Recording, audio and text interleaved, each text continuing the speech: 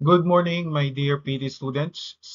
For today, we will have the introduction to human anatomy.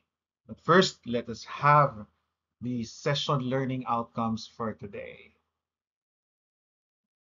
So for today, at the end of this lesson, you will be able to define the anatomical position, the major planes of section, and the primary terms of direction used in anatomic descriptions. We will also define the primary movements utilized in anatomic positions. Third, identify the main structural features of bone and describe the classification systems by which bones are organized. Kasi introduction pa lang naman tayo. So we will be classifying bones first. We will not yet identify the names of each bones of the body. We will just classify them. And then fourth, identify the major forms of cartilage and the locations where each form is generally found. And finally, identify the major categories of joints and the structures that characterize each type of joint. Okay, so again, that comprise the session learning outcomes for our introduction to anatomy. Okay, so let us first have the anatomical position. Okay? So what do we mean by the anatomical position? Now, in studying anatomy kasi, all descriptions of the human body, kasi 'di ba, our main purpose in studying human anatomy is to describe the human body.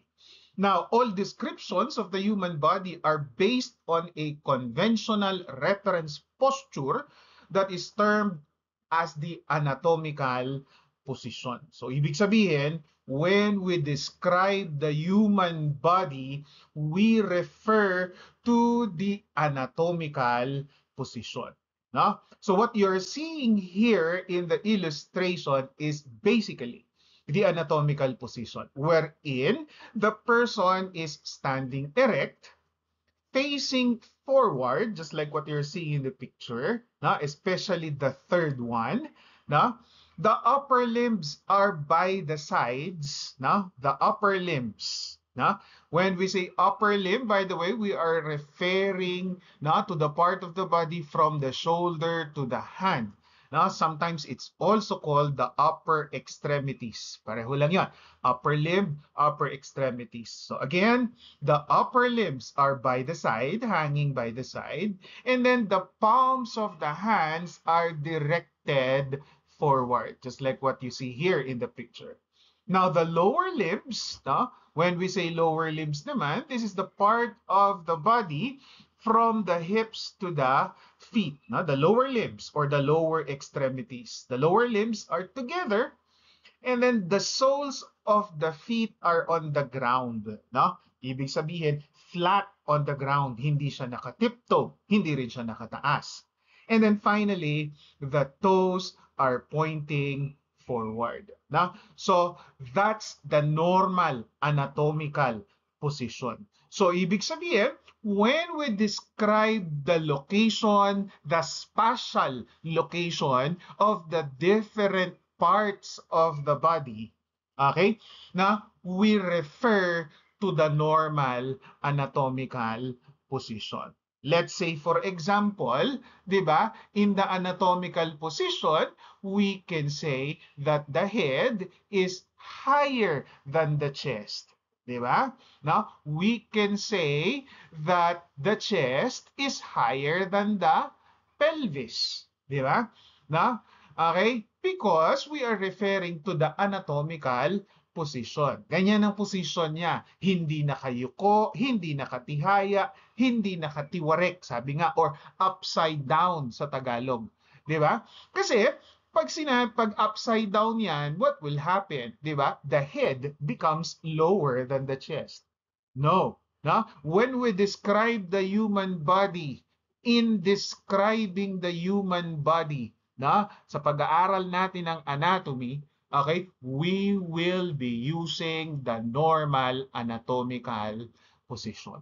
So tandaan nyo na yung description na yan. Again, the person is standing erect, facing forward, The upper limbs are by the side, the palms of the hand are directed forward, the lower limbs are together, the soles of the feet are on the ground, no? And uh, the, uh, the toes are pointing forward. Okay?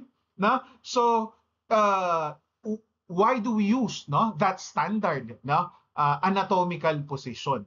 No?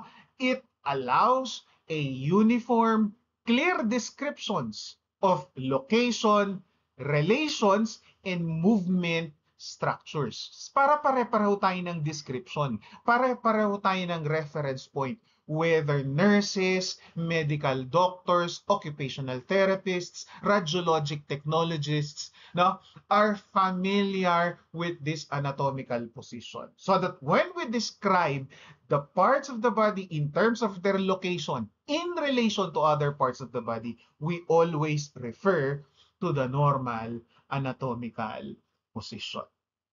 Okay? Now, what else do we need to know? No? In the normal anatomic position, there are four geometric planes. No? Actually, these are just imaginary planes, no, that are applied to the human body. So makikita nyo in the illustration, merong apat na geometric planes that are applied to the human body. Now, what are geometric planes? Ano ba ang geometric planes? If you will go back, no, to your geometry, no, to your mathematics, di ba? A plane is a flat surface. Di ba? It is a flat surface. No? Katulad ng nakikita nyo sa picture. No? Apat yan. Okay? You have the median plane. No? You have the coronal plane. You have the horizontal plane. No? Also known as the transverse plane, and then you have the sagittal plane. So, apat, na? Median, coronal, na? Horizontal or transverse plane, and then you have the sagittal plane. Now, what is the purpose of those planes applied to the human body in the normal anatomical position? Number one, ang purpose niyan is to divide the body into different sections. No? What do you mean by that? When you say divide, hinahati. Di ba? Yung human body. Okay? Now, why do we need to divide the human body? For visualization of the internal parts of the human body. Kaya nga, di ba, in medicine, in order to see the internal parts of the human body, in order to view the internal parts of the human body, di ba, medicine students dissect cadavers. Di ba? Medicine students dissect cadavers para pag-aralan yung loob. Di ba? Kasi you cannot see the brain if you will not dissect the head. You cannot see the heart if you will not dissect the chest. And you cannot see the inside of the heart if you will not dissect the heart itself. Di ba? But you cannot do that to living patients. Halimbawa, ang isang pasyente na masakit ang ulo at may neurological signs and symptoms, kunyari nanghihina yung katawan, hindi mo pwedeng i-dissect yung ulo ng pasyente just to be able to see what's inside. Di ba? You will have to kill the patient to be able to do that. Di ba? No? Yung pasyenteng sumasakit ang dibdib and the doctor is suspecting that the patient has a heart problem, you cannot simply section the chest and dissect the heart to be able to see it. No. Di ba? So, anong ginagawa natin? No? Or anong ginagawa ng mga doctors? The doctors order imaging techniques, di ba? Such as X-ray, CT scan, and MRI. Ayan. Now, dun tayo sa CT scan. No? Have you seen any result of CT scan? No? Yung CT scan plates. Di ba? Anong nakikita nyo sa CT scan? Di ba? The CT scan shows us, yung CT scan result, shows us slices of the human body. Di ba? No? You see slices of the human body. No? wherein, for example, in a CT scan of the head, no, you will see slices of the head as if the head is sliced through this plane or through this plane. Di ba? So I already used the term plane, no? Because those are the geometric planes that I was referring earlier. Now, the coronal plane, the median plane, the horizontal plane, and the sagittal plane. These are imaginary planes that serves as reference points in sectioning the human body, especially in those imaging techniques like the CT scan and the MRI. Diba? So when we say that the head, no, is sectioned through CT scan, di ba? Through the median plane, ibig sabihin, yung CT scan, no, yung scanning ng CT scan, ganito yung pagkakahati niya. Di ba? If it is in the coronal plane, yung scanning ng CT scan, ganito yung pagkakahati niya. Now, in order for you to further understand that, okay, now let us proceed to the next slide. Okay.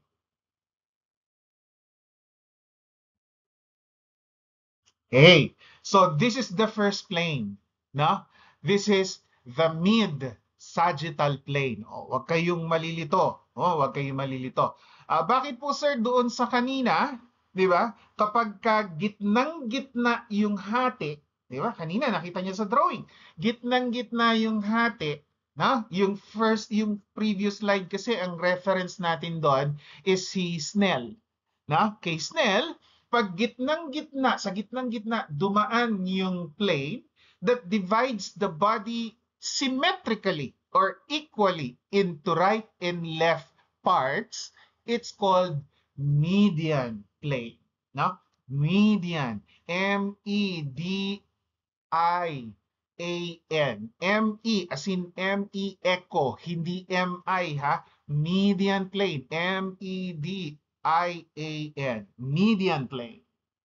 Okay? It divides the body symmetrically into right and left parts.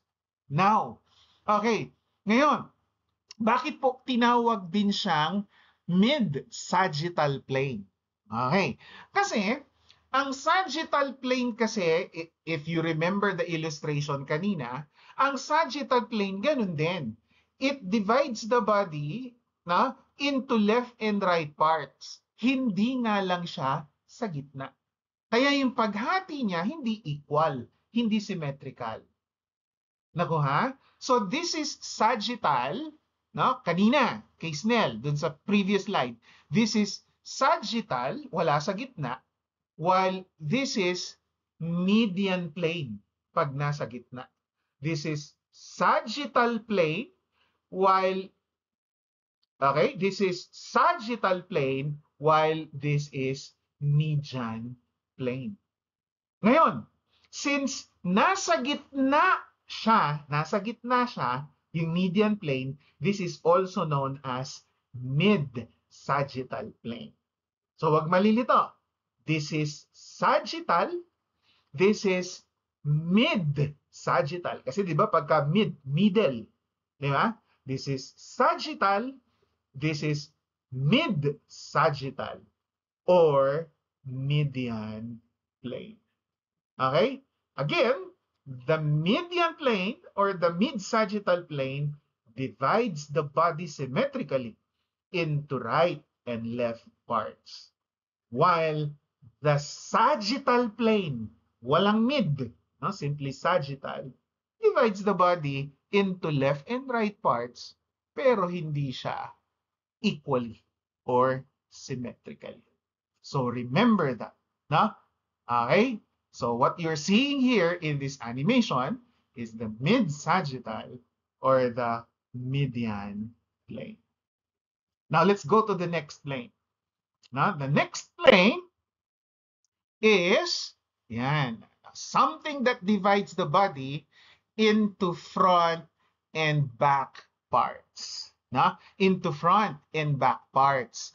It's your coronal plane, also known as your frontal plane. Di ba? May mga ganyang slices ang CT scan. Di ba? So, yan. So, at least, no, when you see a result of a CT scan or any picture in the book, anatomy book, makakakita kasi kayo ng mga pictures sa anatomy book ng different sections of the body. Di ba? In order to see the internal parts of the body. Diba? So when we say that the head is sectioned through the coronal plane, ganyan yung pagkakahati nun. No? And you know what to expect, no, to see inside the head. Parang ganon. Diba? Again, that's called the coronal plane. Okay? Now, let us continue. Yeah. Okay.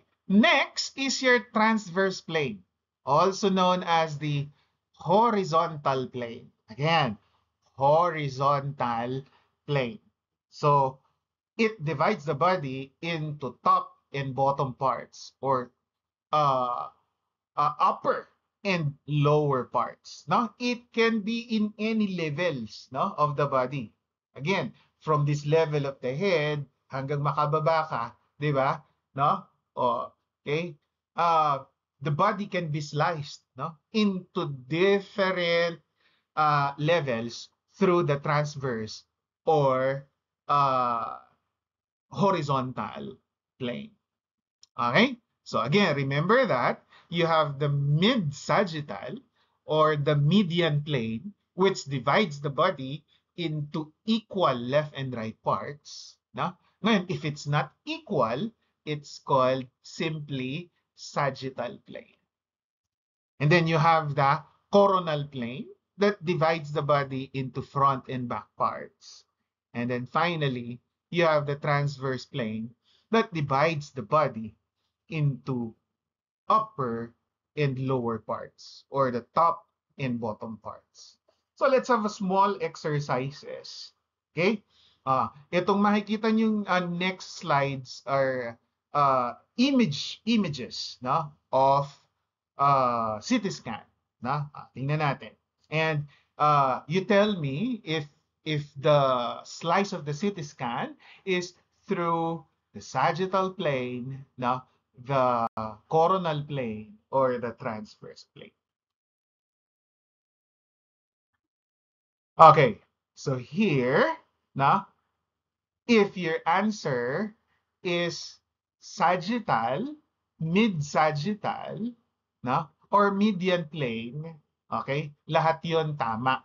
Okay? Siyempre, pagka nasa gitnang-gitna na siya, hindi ko kasi siya mapopost, no? Kasi GIF kasi siya. Pero pag nasa gitnang-gitna na yung section, then that's a mid-sagittal or median plane. Di ba? Pag wala na siya sa gitna, then it's simply called sagittal plane. Kasi dumaan yung scan mula sa gilid, no? Dumaan sa gitna, and then pumunta sa kabilang gilid. Di ba? So as you can see, at the different layers, no, as the sagittal plane pass through the head, you will see the different structures inside the head. Okay? So again, no, you are correct if your answer is sagittal, mid-sagittal, and median plane. Yan. Okay. Now, here, if your answer is coronal or frontal plane, you are correct. Diba? So as you can see, the section, no, passes through from front to back. Diba? Mula sa harap papunta sa likod. Okay? So as you can see, at different layers, no, you will see the different structures inside the head. So again, if your answer is frontal or coronal plane, you are correct. And then lastly, here, if your answer is transverse, no, or horizontal plane, you are correct. How about here? No? You, another view, no? Another practice. Okay, so paano yung pagkakahati? Pag ganito. Diba? So if your answer is frontal or coronal plane, then your answer is correct. Okay, here. Yan. What do you think? Ano sa tingin niyo yung section na yan of the head? Okay? So, pag ganito siya, ngayon, nasa gitna ba siya yung pagkakahati niya? I think nasa gitna siya, gitnang-gitna siya. So, therefore, this is mid-sagittal or median plane. Okay? Hindi siya pwedeng sagittal lang kasi gitnang-gitna siya. So, it is median or mid-sagittal. How about here? Na? Okay. So here, since the plane passes through to divide the body part into superior or rather upper and lower parts, then it is transverse, no? Or horizontal plane. Okay. So that's it, no? For the different anatomical planes of the body. Now let us go to the directional terms, no, used in anatomy. Now directional terms are used to describe the location of the different parts of the body in relation to another part.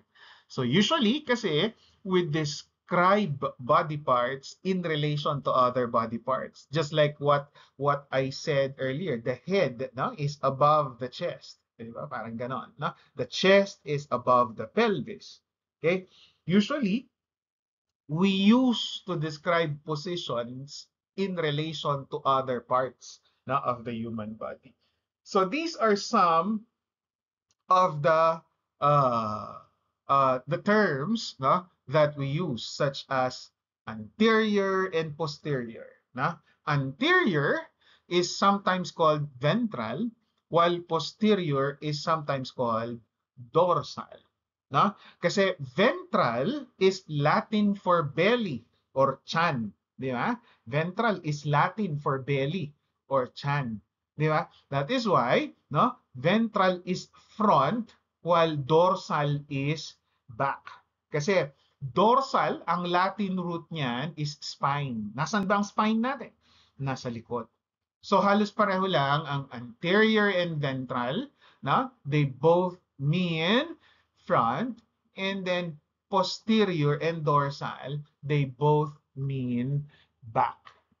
Okay? That is why in anatomy, we can say that uh, the the breast is located anteriorly, di ba? While the scapula, yung shoulder blade natin, is located posteriorly. Di ba tama? No?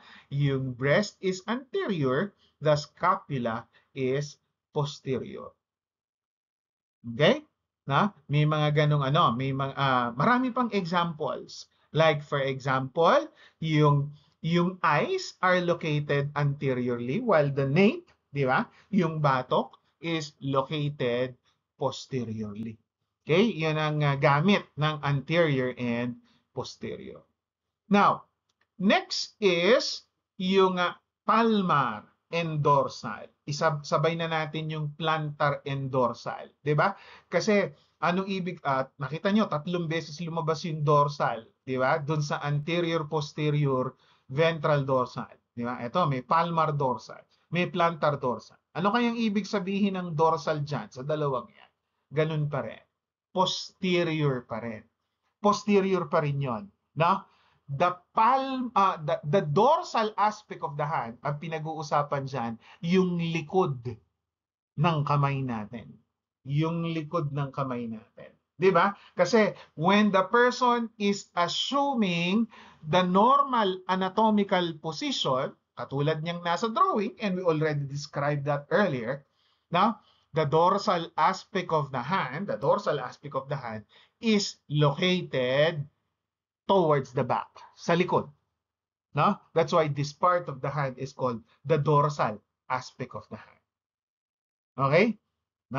Dorsal aspect, sa likod ng kamay. Opposite, pag sa kamay, opposite that, it is called the palmar aspect of the hand. Palmar dorsal. Ngayon, para hindi kayo malito, no? I-compare nyo ngayon sa paa. Yan.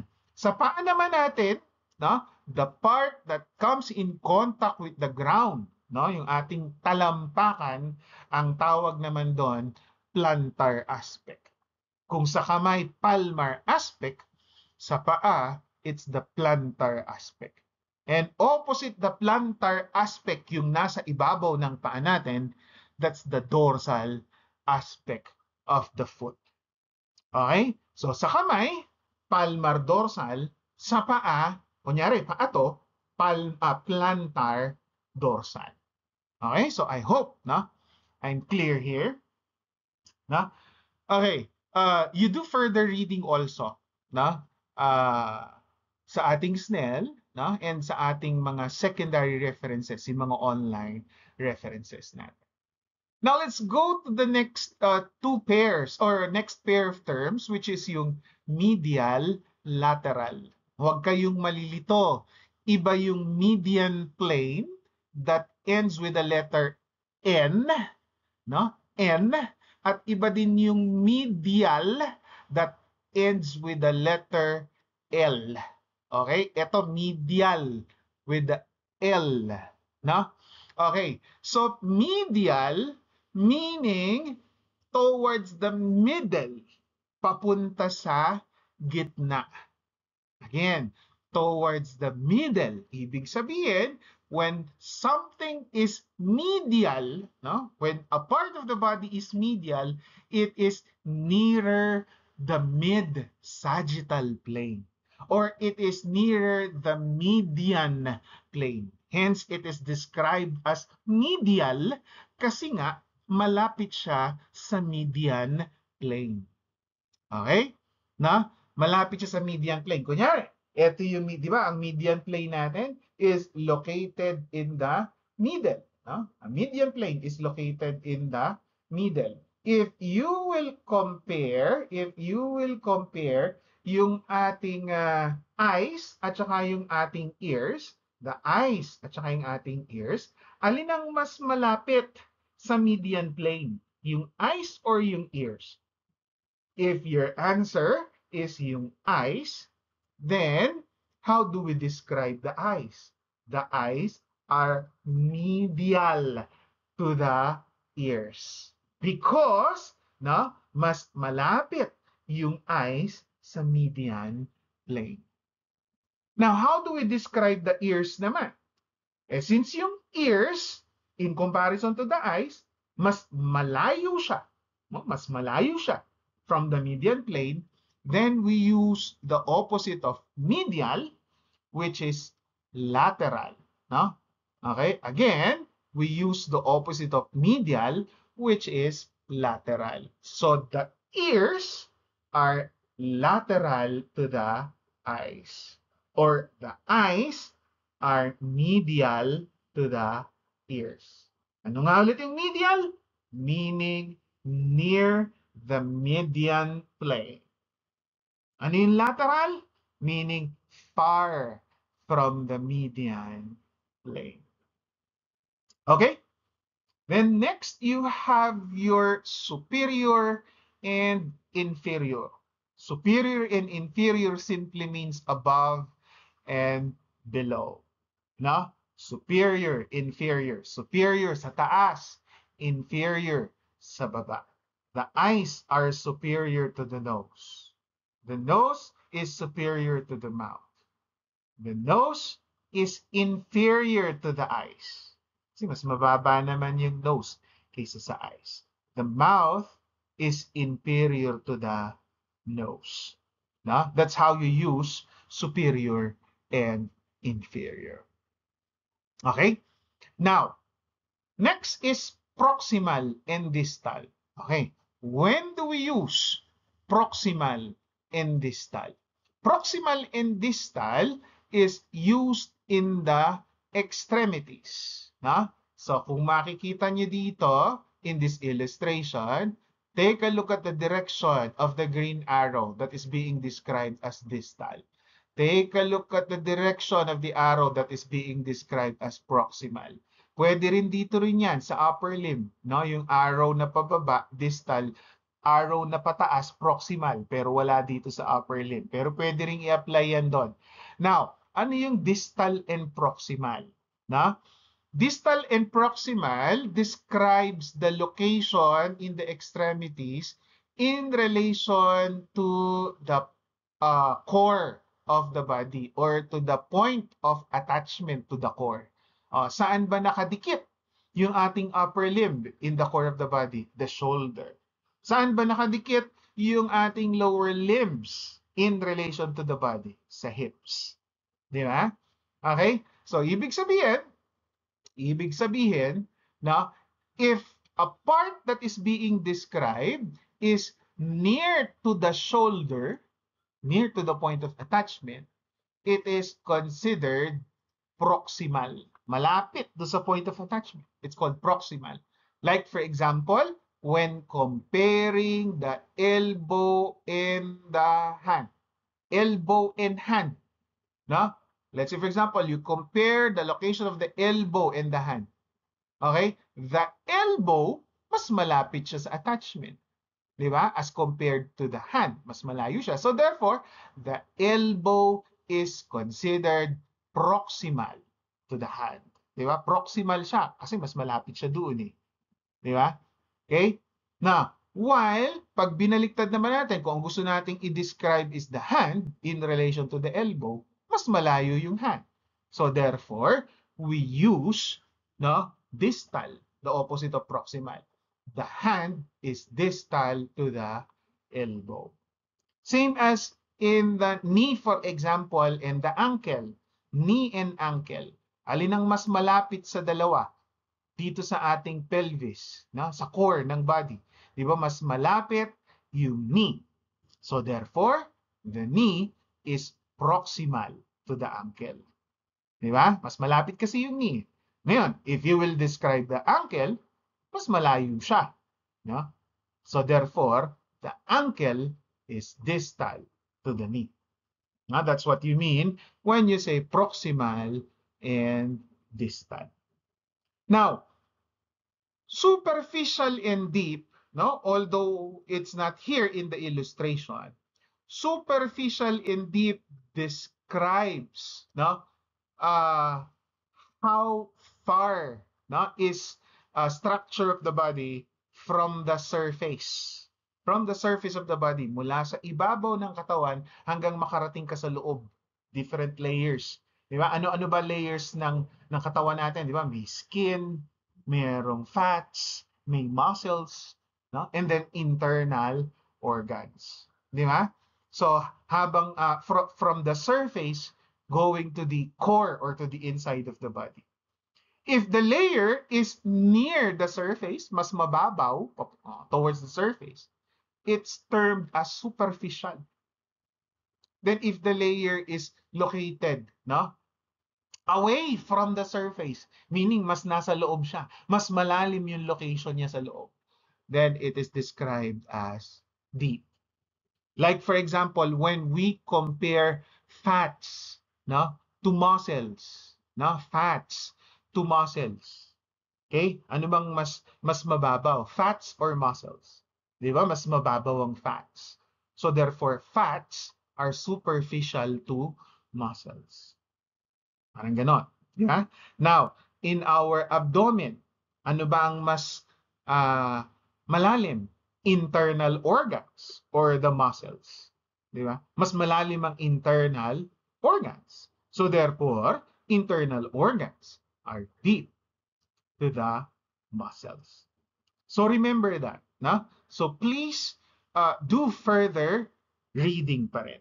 And then lastly, you have ipsilateral and contralateral. Yan, wala din yan. It's not here in the illustration. But when we say ipsilateral, it has something to do to the same side of the body. Meaning you are describing parts on the same side of the body.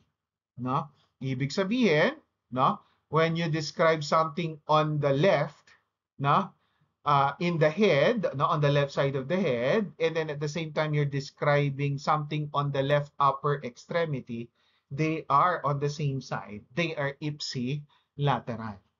Now, when you describe something that is on the opposite side, for example, you're describing the left side of the head in relation to the right upper extremities, then the left side of the head is contralateral to the right upper extremities. Okay? Katulad sa stroke. Bigyan kayo ng example. Like for example, sa stroke, na, okay, when there is damage on the left side of the brain, na, it results to paralysis of the right side of the body. Because the left side of the brain controls the right side of the body. Okay? So, ang mapaparalyze, kung na-damage yung left side, ang mapaparalyze is the right side. Nakuha? That's why in stroke, it's called contralateral paralysis, no, of the body. Ibig sabihin, left-sided damage to the brain results to right-sided paralysis of the body and vice versa. Okay? So remember that, no? Remember those directional terms of the human body. Okay. Now, let's proceed to the next. No? Lagyan na natin ng movement. No? Lagyan na natin ng terms related to movement or motion. Yan. Okay. So, when the human body move, no, we use three basic terms, no, in describing the motion of the body. At katulad ng terms related to position, no, kung yung terms related to position are always in pair, laging pair, napansin nyo kanina, anterior, posterior, superior, inferior. Di ba? No? Superficial, deep. Laging in pair, and usually they are always opposite each other. No? Yun yung mga terms related to position. In the terms related to movement or motion, they are also always in pair. Ano yung paris-paris na yan or pair-pair na yan? So you have flexion, extension, abduction, adduction, and then rotation. Yung rotation lang yung walang pair. Pero mamaya pakita ko sa inyo kung paano magiging pair yung rotation. Okay, so ulitin muna. Flexion, extension, abduction, adduction. Mamaya na yung spelling ng abduction, adduction when we go to the next slide. And then rotation. Okay, so those are the three basic, no, terms related to movement. Let us first discuss flexion extension. Yan, flexion extension. Now what you're seeing here, focus muna tayo sa isang part of the body, shoulder joint. No? Okay? So pag gumalaw ang shoulder joint, gagalaw ang buong upper limb, right? As you can see in the picture. So what do we mean by flexion extension? No? Flexion is bending forward. Pansinin niya. Flexion is bending forward. No? Or when you bend the upper limb forward or anteriorly. Diba? In flexion, the upper limb moves anteriorly. So that's how, no, shoulder flexion happens. And then extension, yeah, extension, no, it is when you bend, yan, the upper limb backwards. Extension. Di ba? So ano napansin nyo? The movements are opposite each other. Magkakontra sila. Flexion papunta sa harap, extension papunta sa likod. Okay? So ano yan? The person here in the drawing, no, is facing sidewards. Naka-side sa atin yan. Okay. Ngayon, lagyan natin ng plane. Yan. No? Can you tell on which plane? Yan. Di ba? Meron tayong tatlong plane kanina. No? The mid-sagittal or sagittal, no? Yung transverse and coronal. Yan. San kaya dumadaan, no, yung motion na yan? No? San kaya dumadaan? Sa ang flat surface, no? Okay? Nag-glide yung upper limb, if you will imagine. Di ba? If your answer is sagittal or mid-sagittal plane, then you are correct. Okay? Di ba sa sagittal plane siya nangyayari? Di ba? Kasi pag naka-side view ganyan, pag naka-side view ganyan, di ba? And you move your shoulder into flexion and extension, di ba? Nasaan yung plane? Yung plane natin is the sagittal plane that passes from anterior to posterior. Di ba? Kunyari, ito yung sagittal plane. Ayan siya. May sagittal plane. Saan siya dumadaan? Saan dumadaan yung motion? Di ba? It is through the sagittal plane. So that's what you mean when you say flexion and extension passes through the sagittal plane. Now, the next pair of motion, as I've said earlier, is called abduction and adduction. Pair din siya. Abduction, adduction. No? So, abduction is described as when the extremities move away from the midline. If you will look at the direction of the arrow, during abduction of the shoulder, the upper limb moves away from the midline. Pabuka. Di ba? While in the lower limb, no, during abduction of the lower limb, no, or the hip joint, the lower limb moves away from the midline. Pabuka din siya. Abduction. Di ba? Para madali nyo matandaan, di ba? Abduction, kinidnap. Di ba? Inlalayo yung kinikidnap. You know? Okay? And then the opposite of abduction, no, moving towards the midline, pabalik lang siya, is adduction with the letter D, delta. Abduction, yung palayo with the letter B, bravo. So, wag kalilimutan. Okay? Now, can you analyze in which plane of motion, no, does this, in which anatomical plane rather, does this motion occur? Di ba? So, kung mapapansin nyo, dito siya nag-o-occur, dito sa plane na to. Di ba? No? Yung the plane that divides the body into anterior and posterior parts. It occurs along, no, the coronal or the frontal plane. Okay? And then lastly, you have rotation. Yan. Rotation. So as you can see, paano naging pair yung rotation? Di ba sabi ko kanina, magiging pair din siya. So as you can see, when the movement of the body, or when the body rotates, may dalawang direction din siya. No? For example, in this motion, wherein the limb, the upper limb, rotated inwards, the shoulder rotated inwards. Ito naman, the shoulder rotated outwards. During inward rotation, the term is medial rotation. Medial, kasi papunta sa midline. Di ba?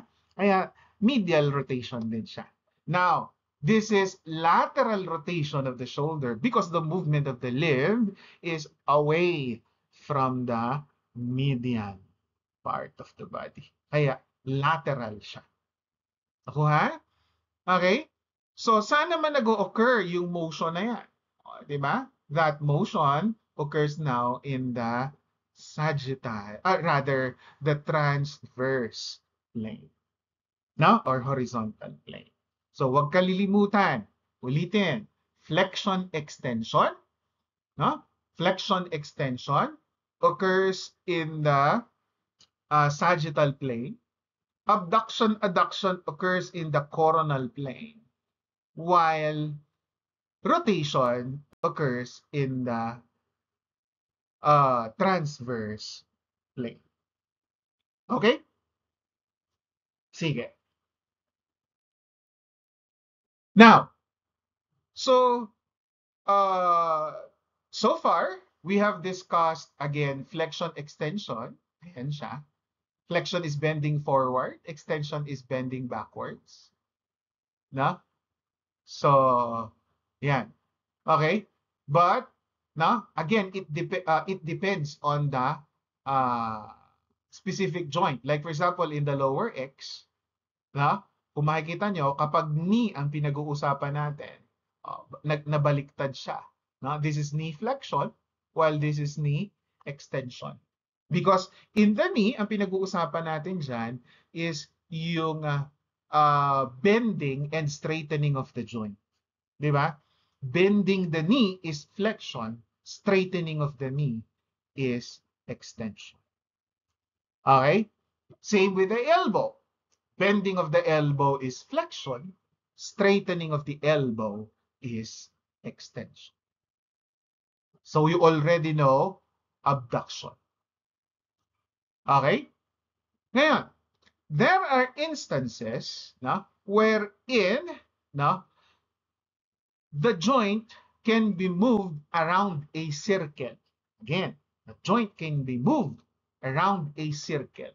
Like for example, when you do this in the upper limb, the upper limb moves around a circle. Okay? You cannot call it rotation, because there is no spinning around an axis. Ang tawag dyan sa movement na yan of the upper limb is called circumduction. Again, that's called circumduction.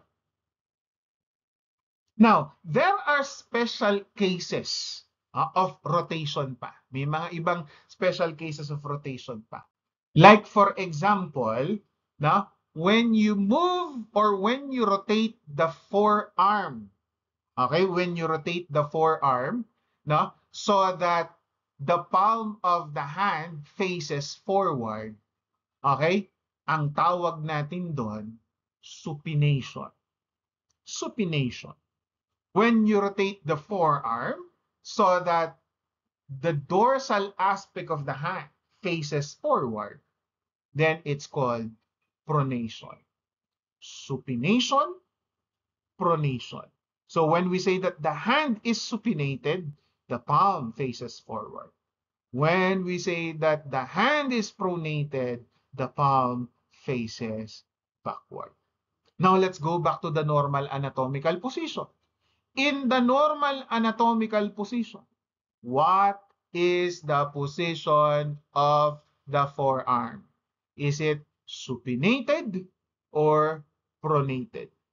If your answer is supinated, you are correct. Okay? Di ba sabi kasi natin, in the normal anatomical position, the palm of the hands faces forward. Now next. Okay. Ngayon, another special case is the foot. So as you can see, mapapansin nyo, parang yung movement ng paa na yan, parang pasara at saka pabukas din siya. Di ba? Pasara at pabukas. Di ba sabi natin kanina, pag pabuka, that should be abduction. Pag pasara, that should be adduction. Special case of foot. So foot, it's called eversion and inversion. Inversion is when the plantar aspect faces inwards. Again, when the plantar aspect of the foot faces inwards, it's inversion. When the plantar aspect of the foot faces outward, that's called eversion. So you have inversion and eversion. Let us continue. Now, in the case of the hand, ganun pa rin. Pagka pabuka, that's abduction. Pag pasara, it's called adduction of the fingers. Same as in abduction and adduction of the shoulder and the hip. Okay? Okay. Yan. Ito naman sa sa thumb. Yan. Sa thumb natin, since this is a special case also, so just remember the illustration, sa thumb, that's thumb flexion and extension, and that is thumb abduction and adduction. You will learn more about that, no, yung mga motions na yan, when you go to the second term, no, wherein we will have applied anatomy and kinesiology. And that is actually a continuation of human anatomy. Okay? So, that's the introduction. No? Yun yung ating introduction to human anatomy.